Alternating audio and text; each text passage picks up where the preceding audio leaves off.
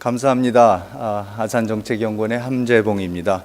오늘 저희가 제1회 아산 베이징 포럼을 북경에서 개최하게 돼서 참으로 기쁩니다.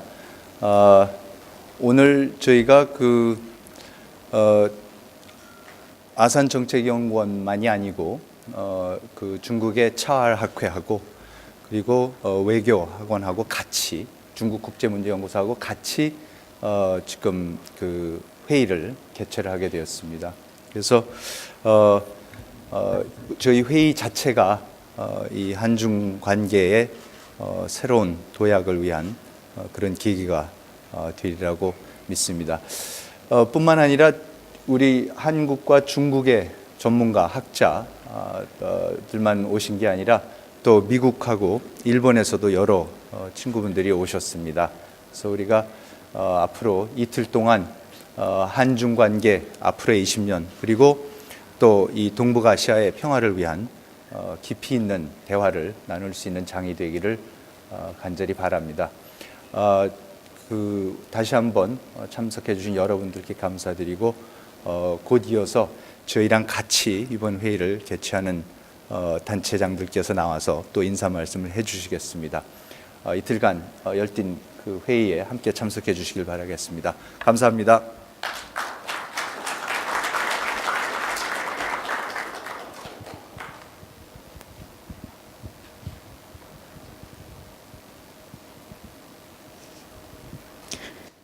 谢谢贤院长。我们现在请峨山北京论坛2013年共同举办者的察哈尔学会的刘峰丁理事长来致辞，请欢迎他到台上来。Thank you, Dr. Ham. I would like to now present Dr. Liu Fengding, the chairman of the Chahar Institute and co-host of the Asan Beijing Forum, for the opening remarks. Please join me in welcoming Dr. Liu to the stage.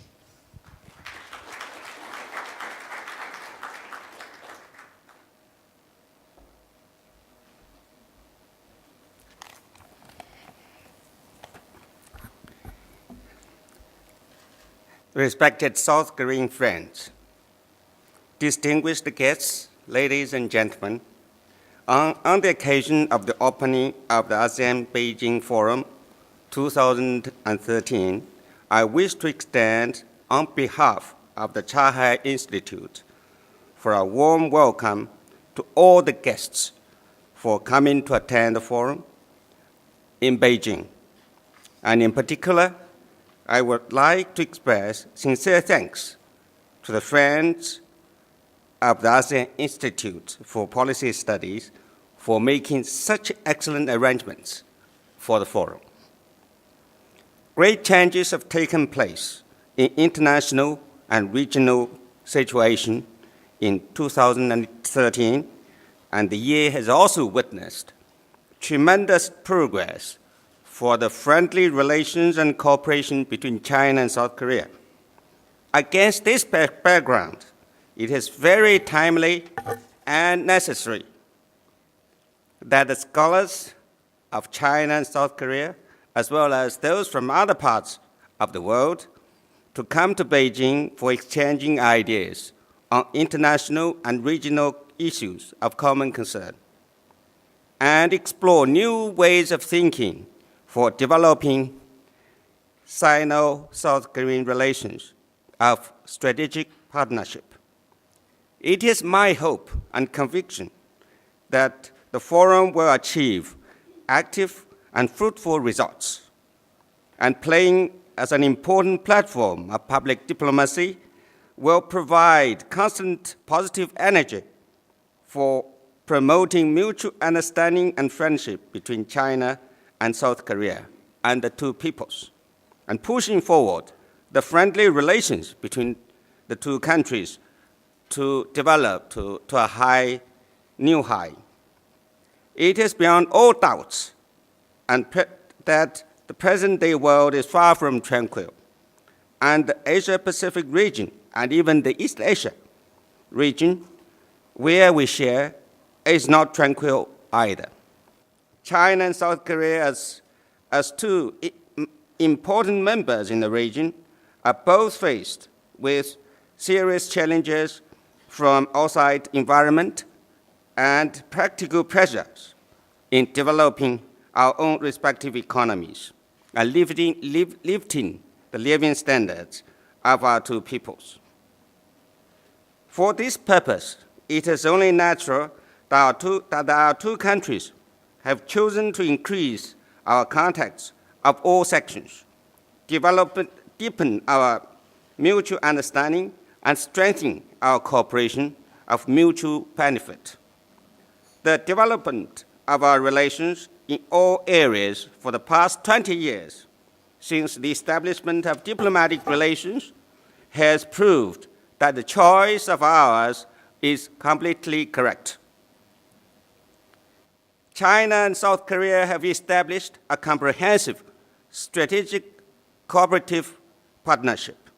The two countries have become major partners to each other for trade and investment, with the bilateral trade getting closer to the target of nearly 300 billion US dollars.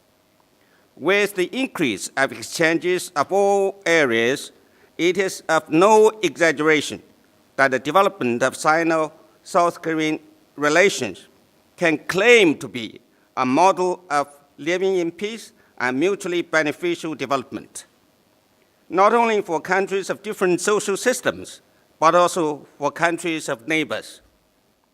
What should be mentioned in particular is Her Excellency President Park Chung-hee successful state visit to China last June, where she was accorded high-level and warm welcome.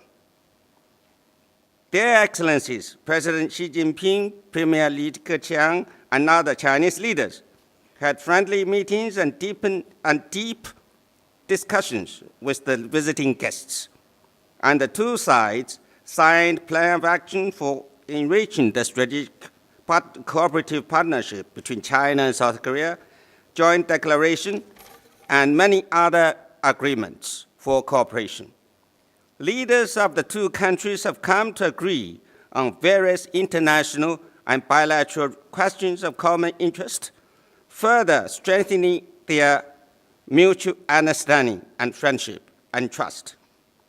The two sides have committed themselves to work for the furthering the strategic partnership, deepen practical cooperation in areas such as trade, investment, finance, new energy, and others, thus pushing forward Sino-South Korean relations to a new high. Therefore, we have no reason for not confident about the future of the development of our relations. However, we cannot fail to see that both China and South Korea are faced with many challenges and difficulties, and so are the relations between our two countries.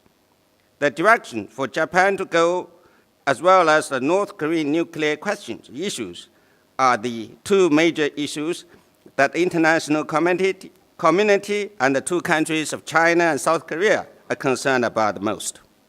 We both hope that Japan will take a correct attitude towards the past aggression and will continue to take the road of peace and development, doing more work conducive to the regional stability and cooperation, but not doing otherwise.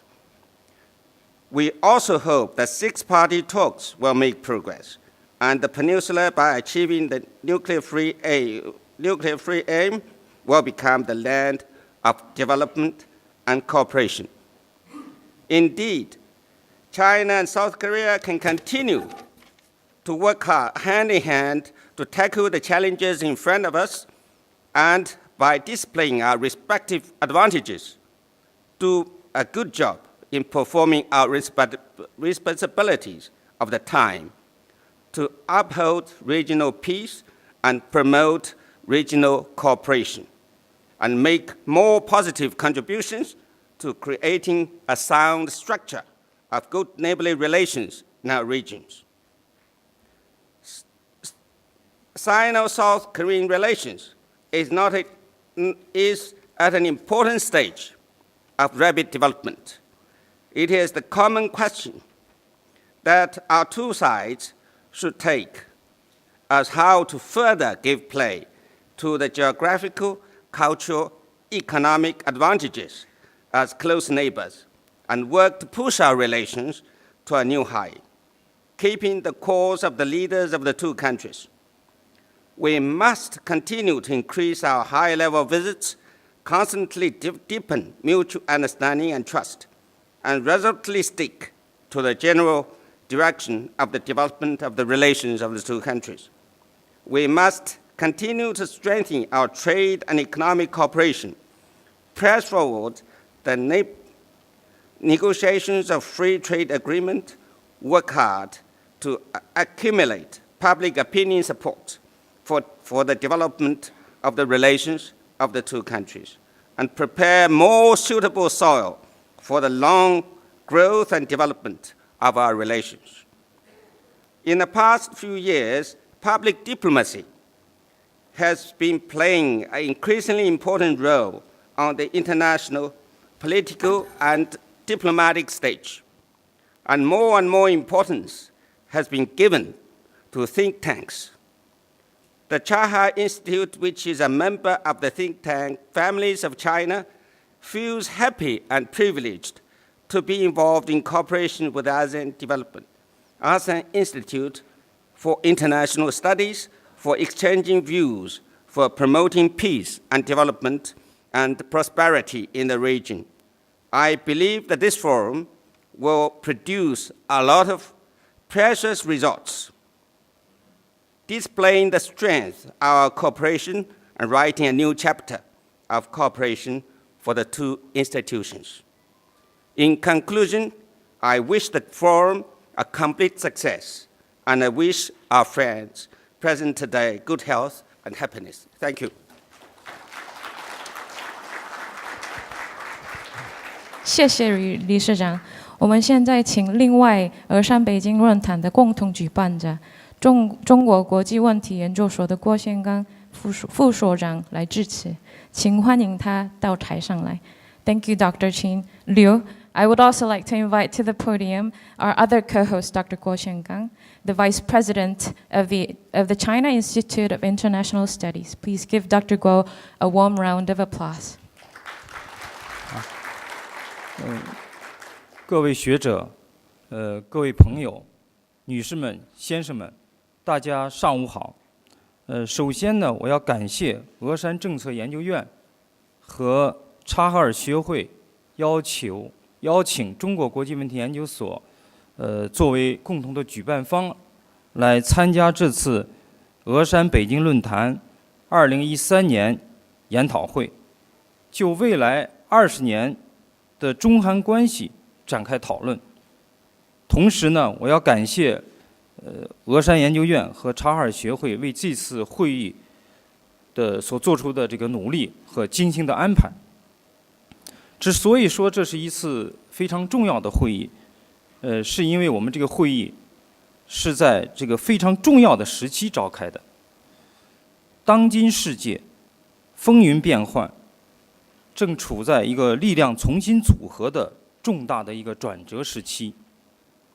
导致这种变化的直接因素，就是包括中国和韩国在内的一批发展中国家的经济，经过几十年的发展，脱颖而出，在世界经济和政治的地位不断上升，发挥着越来越重要的作用。这是具有划时代意义的重大变化，它正在改变着自工业革命以来所形成的以西方发达国家为主导的世界格局和金融体系，推动世界多极化进程向纵深演化。在这重要的历史时期，东亚的经济充满活力，蒸蒸日上，引领世界经济向前迈进，是世界经济发展的火车头。但是东亚地区的政治与安全形势却处于非常敏感的状态。中日关系因为钓鱼岛问题陷入了紧张，韩日关系也因为独岛问题陷入了僵局。此外，历史问题也不断发酵，给中日、韩日关系火上浇油。这不仅对中国、韩国是不利的，对东亚的发展、稳定和安全也产生了消极的影响。在这种背景下，中国和韩国作为东亚经济增速最快和最有活力的两个国家，在本地区、在世界上都扮演着越来越重要的角色。随着时间的推移，中国和韩国在本地区经济、政治和安全领域中发挥的作用将会越来越大。我们作为两国最重要的智库，面对这样的局面，应该怎样去应对呢？我想最佳的途径就是保持接触，交换看法，研究问题，做出正确的判断。这次会议就是我们两个国家最重要的智库之间，在最需要的时候的一次重要的接触和相互交换观点。我相信在这次会议上，我们与会的学者会发表自己的真知灼见，为发展中韩关系、为本地区的繁荣、和平与稳定做出我们的贡献。最后，预祝会议圆满成功。谢谢大家。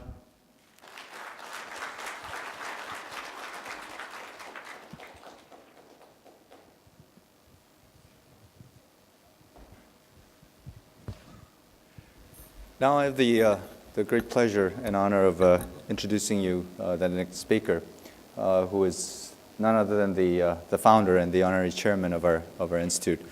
I think you've heard me say this often. Some of you who've come to our events before, he's done a lot of things in his life and had great achievements, but I think by far his greatest achievement is founding the Asan Institute for Policy Studies, if I may say so myself. It's Dr. Chung Joon, MJ, as he likes to go by.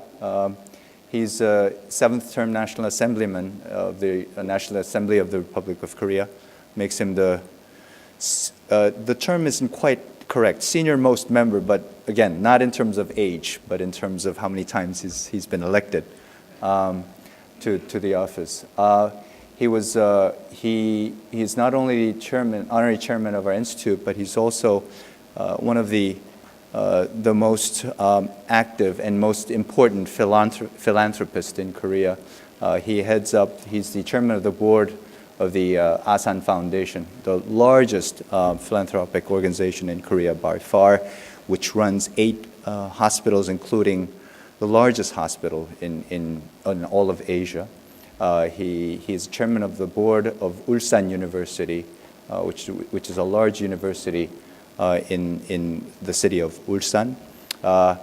He is the honorary chairman. He's the honorary vice chairman of FIFA. I think all of you will appreciate that. And for 17 years, he represented Asia in FIFA, and he was instrumental in bringing the 2000 World Cup to Korea. As you can see, I can go on and on, but instead of listing his incredible achievements, I now present to you Dr. Chung Joon, who will deliver the welcoming address. Dr. Chung Joon.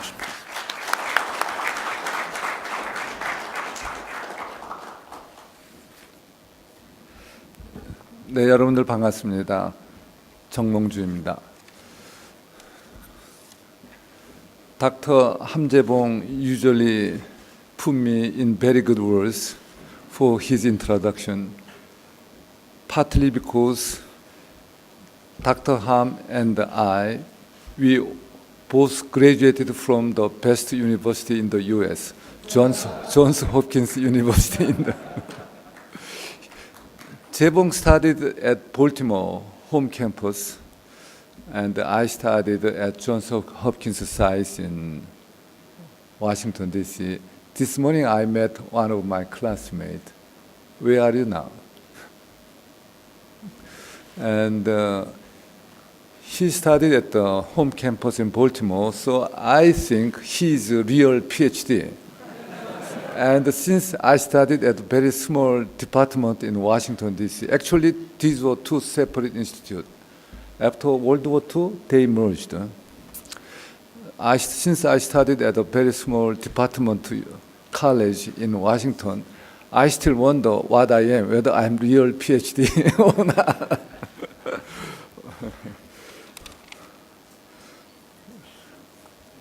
各位来宾早上好，我是정몽준。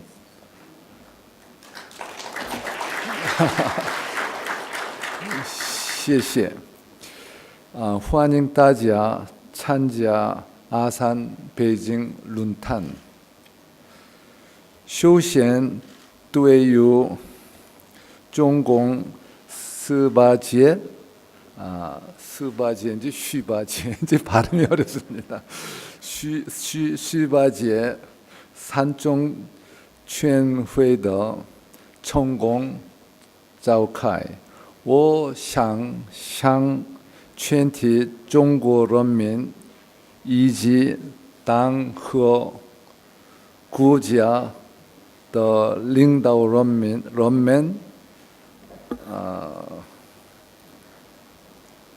表示热烈的祝贺。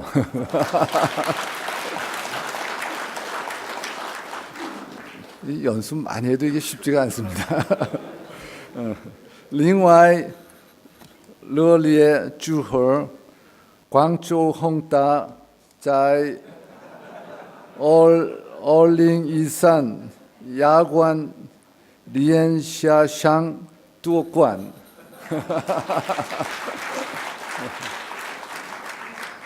我最近开始学汉语，可是汉语学习不容易。谢谢。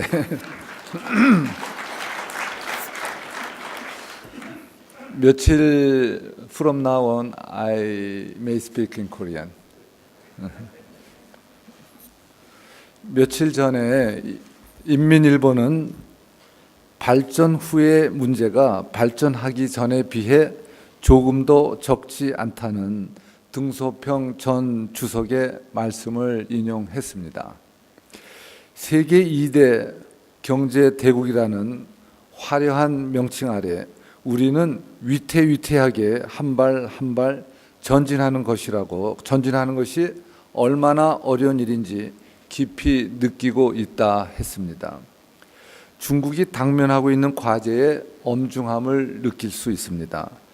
이에 대한 중국 최고 지도부의 해답 또한 명쾌합니다.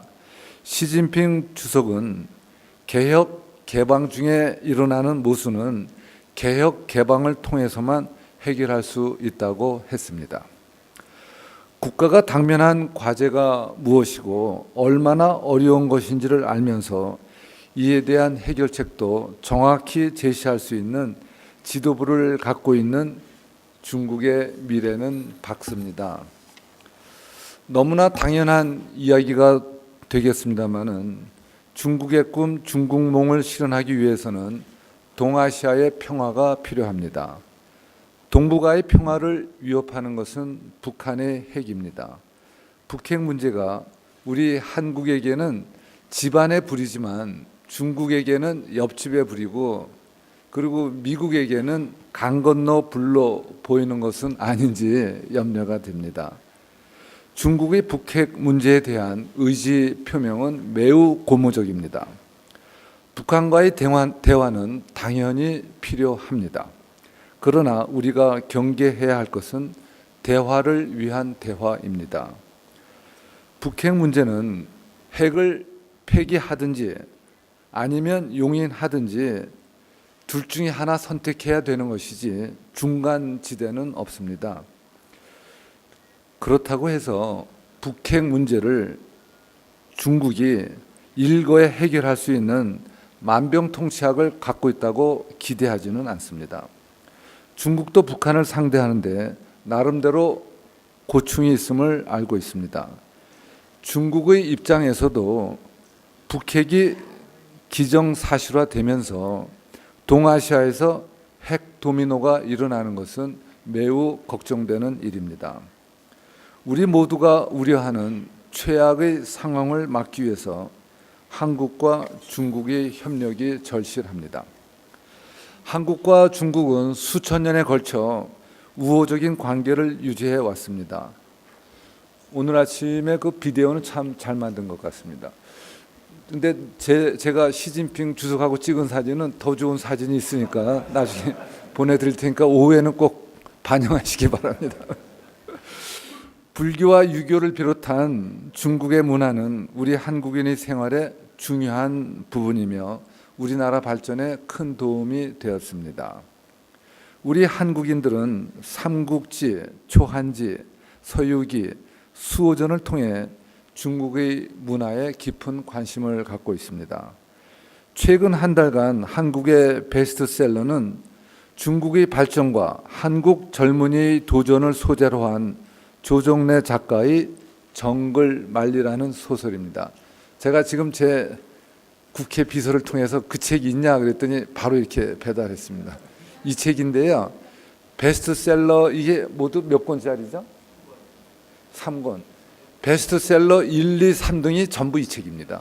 베스트셀러 1등만 한 게 아니고 1등, 2등, 3등이 전부 이 책인데 이 중국말로 하면 쯔어, 슈, 쉬, 지유, 베스트셀러 이열산 한번 읽어보시기 바랍니다. 저희들도 한번 읽어보겠습니다.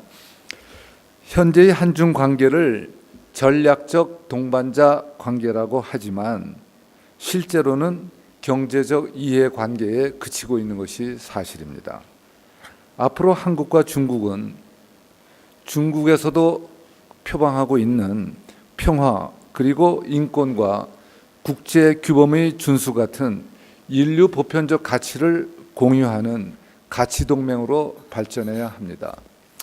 이럴 때 박수 한번 치시면 어떻겠습니까? 고맙습니다. 여시구진이라는 말과 같이 동북아의 새로운 시대와 함께 한중 관계도 발전해 나갔으면 합니다.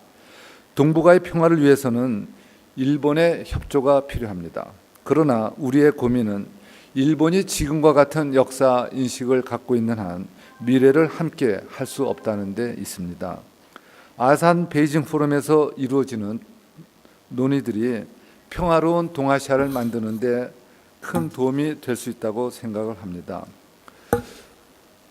我的名字里也有梦字，让我们一起努力实现中国梦和韩国梦。谢谢。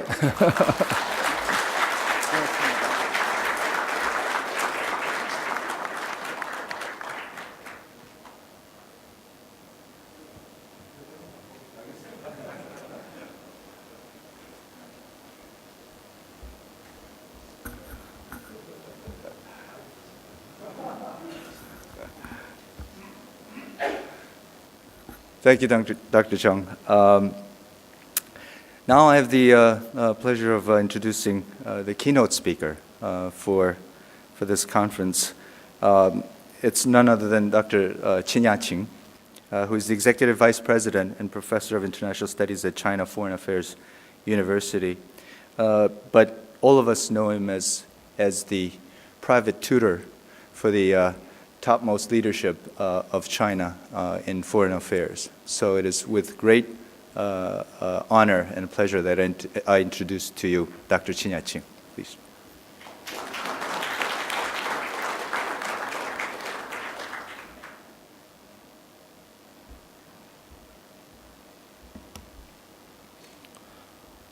Distinguished guests, ladies and gentlemen. First, I would like to thank Dr. Ham and the Asan Institute for inviting me to this important forum. It provides not only a platform for us to exchange ideas on China-Korean relations and East Asian regional order, but also provides me, at least, an opportunity to see many old friends and to meet new friends. Thank you very much. Also, I would like to mention, just a few weeks ago, in China Foreign Affairs University, we established the Trilateral Cooperation Studies Center. And we tried to use this as a think tank to promote cooperation among China, Japan, and ROK. We hope we will cooperate with other think tanks and institutes for providing ideas and intellectual support for the cooperation in our region. Ladies and gentlemen, it is really timely to have this conference to discuss situations in our region. I entitle my presentation, Structures, Processes, and Regional Order in East Asia. We all know structures and processes matter in shaping regional order. An outstanding feature of the structure in East Asia is that major powers interact in a dynamic balancing, with ASEAN playing the driving role. At the same time, there are two equally dynamic parallel processes. One is economic, the other security. The regional order is in flux indeed, because the structure is getting more delicate and the two processes are often not going along well with each other. First, I will discuss the regional power structure. In recent years, the power structure in East Asia has become increasingly dynamic with the rapid rise of China and intensified involvement of major actors in the region, especially the United States. It is by no means a static structure, rather it is balancing in motion. In the past decade, even more major powers have entered this dynamic balancing, and ASEAN definitely has played a central role in shaping the structure. Roughly, we can see three phases for the evolution of such a regional structure. The first started when the region-wide cooperation, 10+3, were set to motion in 1997 and 8. China took the initiative of upgrading its relationship with ASEAN to strategic partnership, signing the Treaty of Amity and Cooperation in Southeast Asia, and concluding free trade agreement with ASEAN as the first major power outside the sub-regional grouping. Japan and ROK also strengthened their ties with ASEAN respectively. It was not an initiative for balancing, but a cooperative effort to tide over the financial crisis all the nations faced at the moment. However, the process of balancing in the region followed. The second phase began when ASEAN decided to expand in 2005 and include India, Australia, and New Zealand. Even though in 2002, the APT Summit adopted the EAVG, East Asian Vision Group, recommendation of setting up an East Asian Summit to replace APT for building an East Asian community. I think Dr. Han was the leader there for the EAVG. The enlarged EAS became a parallel process to APT. It is believed that the additional 3 members were brought into the regional process somewhat for the purpose of balancing. It is also believed that the fast-growing but quote-unquote uncertain China was what to be balanced. The third phase was marked by another round of expansion of the EAS, which gave both the United States and Russia the EAS membership. Since 2008, as the world's strategic and economic gravity has been moving toward Asia-Pacific, more and more countries have involved themselves in regional activities. In addition, as the U.S. has adopted its rebalancing strategy in Asia-Pacific, and as China has continued its trajectory as a fast-growing economy, the balancing has become more dynamic and at the same time quite delicate. A conspicuous feature in East Asia is that ASEAN has been playing a central role in shaping this structure, as I mentioned. The regional process was first started by ASEAN in the context of a sub-region, Southeast Asia. Then, in the formula of ASEAN plus X, it has woven and expanded its networks to include and integrate more and more powers geographically both inside and outside East Asia. It is not like the traditional balance of power, in which major powers initiate the balance and the balance is among themselves. It is ASEAN, a group of small and medium-sized nations, that manages to stay at the center and has kept bringing major powers into a structure of balancing each other. The current power structure in East Asia has its reasons. Though in flux, the regional order in East Asia has been relatively stable in the last 2 decades. Given that ASEAN is the focal point of transmission of power dynamics, direct confrontation between major powers are avoided. The ASEAN way of networking and socializing the major powers has also worked to keep these powers in the ongoing regional cooperative processes and also keep them from serious confrontation. The ASEAN-led major power balancing, conducted in a careful and smart manner, has actually increased the resilience of the regional arrangements and helped to maintain the regional order. In addition, because of ASEAN's centrality, major power competition often leads their investment more to the priority areas identified by ASEAN, for example, connectivity and disaster management. Risks, however, exist. First, major power competition could intensify and result in serious security dilemma. So far, such competition in the region has been expressed mainly in the form of strengthening their ties with ASEAN and increasing investment in regional cooperation so as to gain influence, perhaps. This has made the game quite a positive one. If the competition should focus more exclusively on security arrangements and military build-up, it could go out of control in the case of miscalculation or misjudgment, given the low level of strategic trust among major powers. It could be even dangerous if they should compete without giving due concern to each other's legitimate and key interests in the region. Second, the regional situation becomes more complex with an increasing number of powers joining in. Greater involvement by influential actors means more bilateral, trilateral, minilateral, and multilateral relations, which could create complicated power networks and become very difficult to manage. In other words, an increasingly complex and dynamic balancing may go beyond ASEAN's ability to run, though where the limit is remains unclear. Now let me turn to the regional processes. Presently, at least 2 processes are observed in East Asia. One is economic, the other concerns security.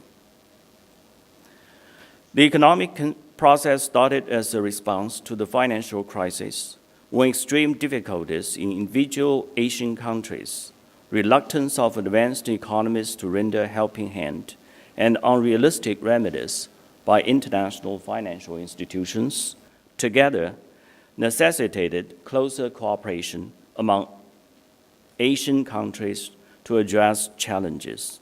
Since then, economic cooperation among East Asian nations went on fast track with flourishing initiatives and mechanisms.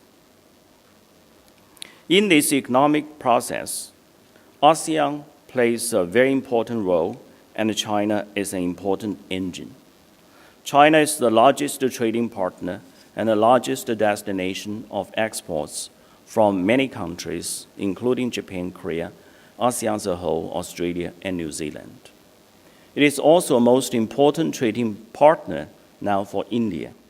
It has concluded free trade agreement with ASEAN, with Singapore and New Zealand, and is negotiating FTA with Australia, Korea, and Japan. It renders key support for the several ASEAN-led 10+ cooperation mechanisms and other regional platforms.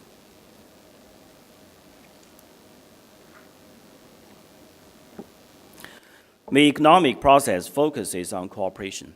In other words, it has a pro-cooperation nature and follows a functional approach. This feature has a lot to do with the fundamental principles cherished by East Asian nations, namely pragmatic functionalism and open regionalism.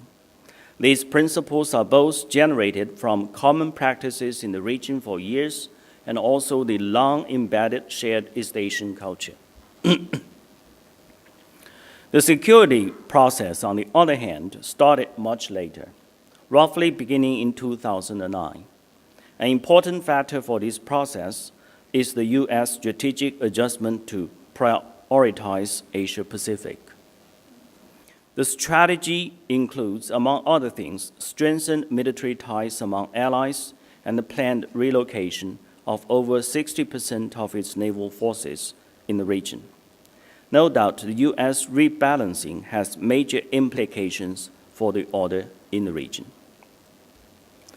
A clear feature of the security process is the pervading of traditional security issues.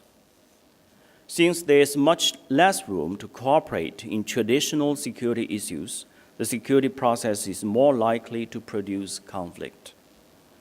The territory disputes provide a telling example. The nuclear issue of the Korean Peninsula adds to the seriousness of the traditional security situation in the region, and also the region's two important countries, China and Japan, are experiencing extreme difficulty in their bilateral relations. Before 2008 and 9, the economic process was prevailing, and many cooperative mechanisms had been established. Now the two processes coexist and interact with each other. Neither will be overwhelming in the near future, but the structural tension between them has clearly shown itself. Meanwhile, positive measures have been taken. For example, the negotiation on COC between China and ASEAN is set in motion. A healthier regional order depends very much on whether the tension can be eased and the two processes can be shifted to a benign interaction. Now, let me turn to the last point, the regional order in the future. Given the existing structure and the ongoing processes in East Asia, whether we can build a more stable and productive regional order is closely related at present to the affirmative answers to the following questions. First, whether ASEAN will be able to continue to maintain a positive balance in the region for stability and to balance the two processes in a conducive way. Over the past decade, the pattern of East Asian cooperation is largely ASEAN-led processualism. ASEAN has played a key role in maintaining the regional cooperation process by emphasizing informality and a minimum organization, while paying great attention to balancing all cooperation processes. The ASEAN way has spread to region-wide activities, and ASEAN centrality has been also recognized and supported by major actors in the region. At the same time, the increasing involvement of major powers in the region brings bigger challenges to ASEAN for maintaining the regional structure and for coordinating the economic and security processes. To serve this function, ASEAN itself needs to gain and maintain a higher degree of cohesion and continues its capacity building. ASEAN's commitment to establishing the ASEAN community by 2015 is a promising effort in this respect. but more importantly, support by all the participants for ASEAN's role is of utmost importance. Second, whether China, Japan, and ROK will be able to cooperate and coordinate. The GDP of China, Japan, and Korea account for 90% of the total in East Asia. Their relations are key not only to Northeast Asian stability, but also to East Asian cooperation. The trilateral cooperation has made great progress in recent years with a series of well-established cooperative mechanisms covering policy coordination and functional cooperation in broad areas. Most significant effort in recent years is probably the launching of negotiation on the China-Japan-Korea FTA.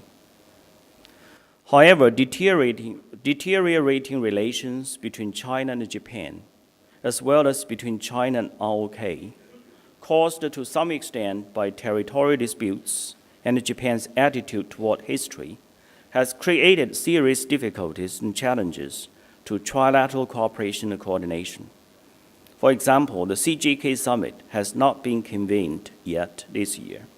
Some cooperation activities and exchange programs have been canceled. Seems that no ready solution is at hand. Third, whether traditional security concerns in the region and the strategic competition among major powers, especially when we think about major powers like China and the United States, will be at least reduced through consultation, coordination, and cooperation. Before the U.S. strategic pivot to East Asia, the region witnessed a decline of traditional security concerns, except for some small part. In recent years, traditional security issues, especially territorial disputes between regional countries, have become intensified, harmful to the overall regional environment of peace and development. An important U.S. strategy to engage and shape the regional security order is to strengthen its bilateral alliances. Frequent military exercises, for example, are perceived as sending a strong conflictual signal, and regional territorial disputes between China and its neighbors thus often indicate a perception of non-constructive U.S. involvement. China and the United States have broad common interests in maintaining East Asian peace, stability, and prosperity. Better coordination and cooperation between them will benefit not only their own peoples, but also nations and the peoples in the region.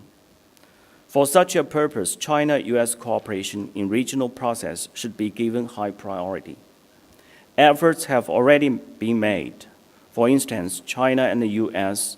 are endeavoring to build a new type of major power relations, having breakthroughs in military-to-military exchanges and promising to have more and wider consultation in the security area. China and the United States are also keeping close contact in regional institutions such as EAS and ARF to conduct policy coordination and security cooperation. However, more efforts should be made. For example, China has never been included in any of the US-led international security arrangements. If the United States could pursue more inclusive security arrangements policy able to enhance regional security and cooperation, it would help to solve traditional security concerns in the region. Ladies and gentlemen, East Asia is such an important region in today's world that nobody can afford to bring it into conflict and confrontation.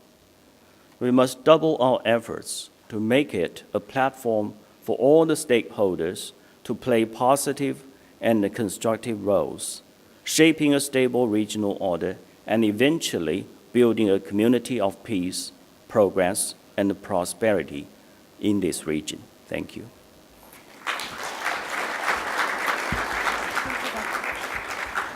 Thank you, Dr. Chen.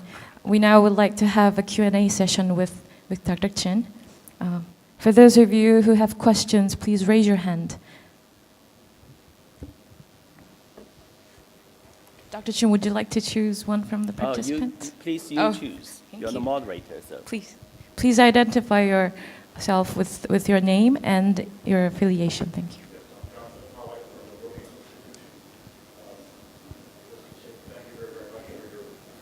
Remarks.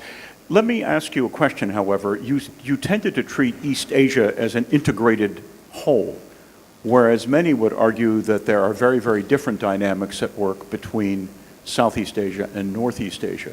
Do you think it's analytically and in policy terms useful to treat them as one unit, or are the problems distinct and separate and requiring different solutions in the two cases? Thank you, Asan. I think you are right. I do not treat them as an integrated whole. Northeast Asia and the Southeast Asia are different. But if we talk about East Asia, basically, I'm within the framework of 10+3. That means ASEAN 10 plus China, Japan, and ROK. So this is the geographical framework in my mind. When I talk about regional order, basically my focus is on here.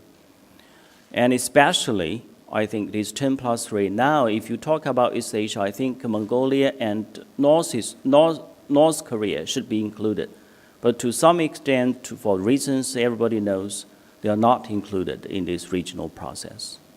That's what I focus on, 10+3. Thank you. Yes, sir. Hi, I'm Chu Shulong from Tsinghua University. Hi, Yaqing. If I understand you correctly, the last point you made seemed to be that the U.S. Is the source of trouble in traditional security area issues in Asia in recent years. This caused me thinking about the big strategic understanding in China. That is, which is a major threat to China and to the region. Is the U.S. or somebody else? So I want to ask your opinion about it. Is it really that we should look at U.S. as a troublemaker in the region or source of security uncertainty, or perhaps there are others? U.S. is not the real problem. So what's your point? Thank you. I think there are many factors for the regional security process. The United States is not the source, and United States, in fact, we need to identify the role of the United States very clearly. For example, first, China and the United States are not enemies. They have many, many strategic common interests to share. Second, East Asia is an open region. The United States has its legitimate interests in this region. And I think from the very beginning, open regionalism means, to a large extent, to include the United States as a stakeholder in East Asia. What I mean in my last part basically is like this. East Asian security situation seems to many people, a sudden change for the worse. So when we identify the causes, the factors that help to make things like that, we can find many. But in this whole process, I think the two important actors are China and the United States. Just imagine a situation. If in 2009, 2008, even roughly at that time, when the United States decided to take the rebalancing strategy, if at that time China and the United States should have had more coordination or cooperation, it could not have become the tense situations in East Asia today. That's what I mean by stressing the common strategic interests of the two countries rather than to put the two countries as enemies toward each other. So the two countries are the key factors to ease the regional tension, to help the region toward a more stable structure and toward solution of regional problems. definitely the countries of the region themselves play an important role in the whole thing. But I want to stress the coordination between China and the United States for regional peace and stability. Thank you. Sir. I think the lady over there, from the first time she raised the hand, should we give her opportunity? That's just a suggestion, sorry.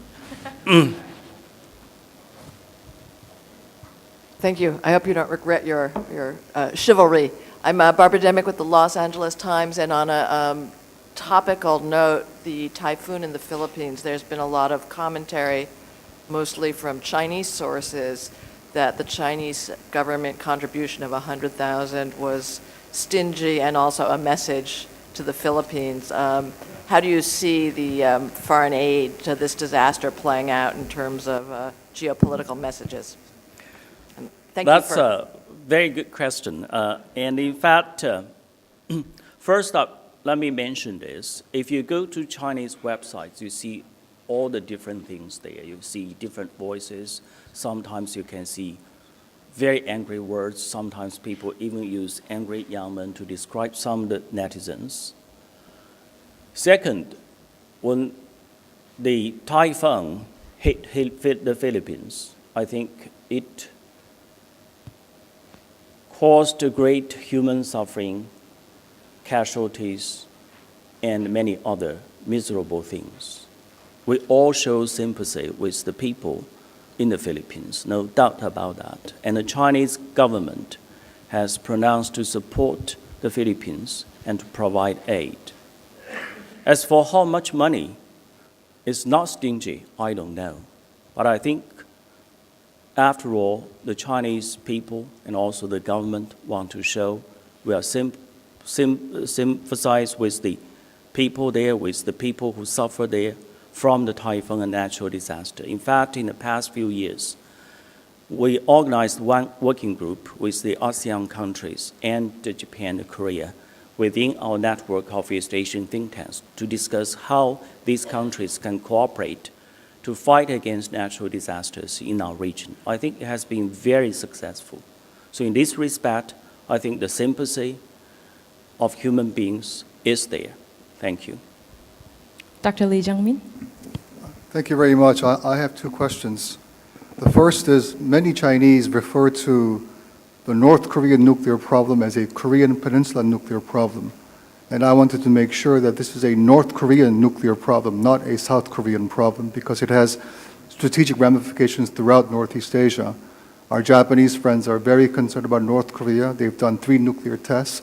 So I wanted to ask you, why do you refer to this as a Korean Peninsula problem when it is North Korea? And number 2, you specifically mentioned that there's a territorial dispute between Korea and China. What are you referring to, and what are the solutions from your perspective? Thank you. I didn't quite catch the second question. You say the territorial dispute between... Yes, I think at least the translation, if I'm not mistaken, said there was a territorial dispute between Korea and China. No, I didn't say that. I said the territorial disputes between China, Japan, and Japan and Korea. I see, okay. Okay. So for the first part of the question, let me, I don't know whether it's the interpretation or whatever. I said the nuclear issues rather than problems on the Korean Peninsula. So I don't know. I think this nuclear issue is not a problem for any particular country alone. It's a problem for the regional order. This is the biggest thing. Why we strongly support denuclearization of North Korea. Because we think this is an important issue for the whole region. It brings non-security. It will create instability. So if you understand me as a problem for both Koreas, I think that's maybe too narrow. That's a misunderstanding. It's more than that. It concerns all the parties, at least the 6 parties. That's why I strongly support the restoration of the 6-party talks. In fact, a few years ago, when people said the 6-party talks is dead, I said no. Because we should have some hope. We should have some mechanisms to deal with it, because it concerns everybody in our region and also in the world. Thank you. General Yamaguchi. Thank you very much. Thank you very much, Professor Chin, for your very comprehensive picture of the East Asian security architecture. I'm from Japan, and I'm a former military officer now teaching at the National Defense Academy, pretending as a scholar. And my question is your point on Japan's problem with both Koreans and Chinese. Indeed, we have serious problems. And what is your advice for the track to work like this? Because our relations cannot become better as long as political leadership takes strong steps. But before then, we kind of track to people could work for both political leadership and to the domestic audiences in three countries. What is your advice for us to do better job for the future? In China, we have an old saying, if the nation states want to be friends, their peoples should be friends first.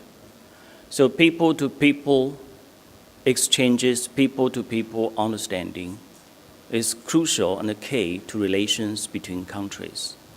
In fact, in August, I attended a conference. In fact, that's the East Asian Forum in Kyoto. The theme was people-to-people connectivity through tourism. I was surprised to find during the conference by a presentation made by a Singaporean scholar. For tourism attraction, Japan is the lowest among all the 10+3 countries. So I think we should encourage people-to-people exchanges so that we can make them understand each other better. Second important thing is that, excuse me, if you look at East Asia, if you look at all the countries, I think in the last 10 decades, there has been a rise of nationalism in all the countries. In Japan, I have been there many times. Sometimes I saw some very dramatic situations in Japan. People in parade in old uniforms. I was really surprised to see that. Our friend, correspondent from Los Angeles Times mentioned some words of the Chinese netizens. If you go to the Chinese networks, you can see also situations like that. So what we should do and what effort should we make is that the people should understand we are all living in this part of the world. We are neighbors. For a household, you can choose your neighbors. For a nation state, you cannot. The only way is to make people understand each other, to make countries in good relations. So in this way, in the long run, I do have hope for the relations of all these countries, including China and Japan, to improve. But we must have ways to deal with the present difficulties. In 2006, at that time, China-Japan relations was not very good. I went to Japan. I talked with many people there, including people on the street. We had a dialogue with the Tokyo citizens in an auditorium larger than this one. And I found, even though we are very close to each other, geographically we are neighbors, but to many, many people, they are not quite understand each other, especially when politics gets in. So we need to find ways to address these problems. I don't have a ready answer here. Political leaders are important. Public opinions are important. For public opinions play a very important role, much more important role today in international relations and foreign policy. So how can we deal with all these issues to build up a more favorable environment in our region for all the countries to cooperate? That's an important question for us to study. Thank you. We will take one last question from Dr. Bak Tae-ho. Thank you very much. In your presentation, you briefly touched upon regional economic order.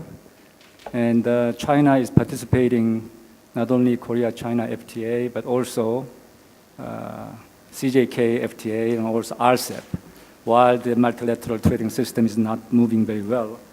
But if you look at the China, Korea, Japan FTA, the economic development kind of levels between China and Japan are quite large.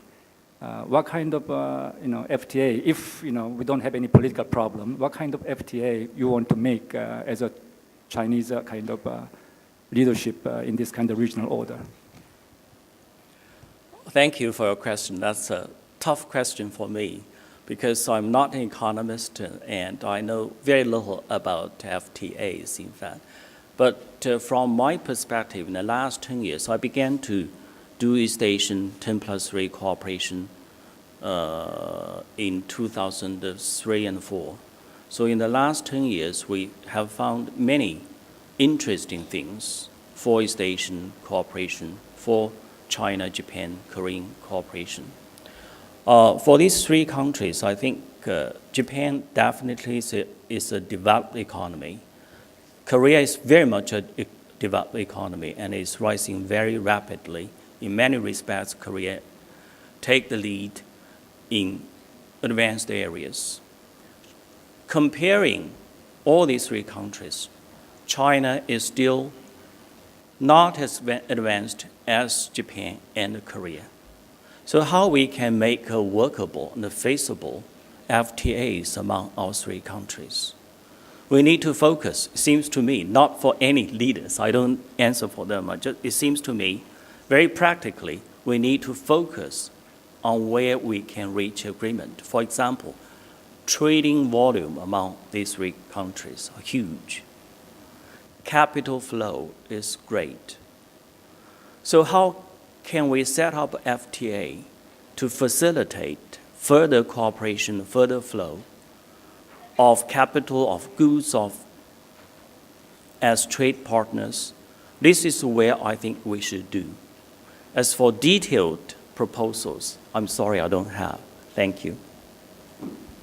谢谢金博士。现在是休息时间，第一场会议在上午11点40分进行。谢谢合作。We will now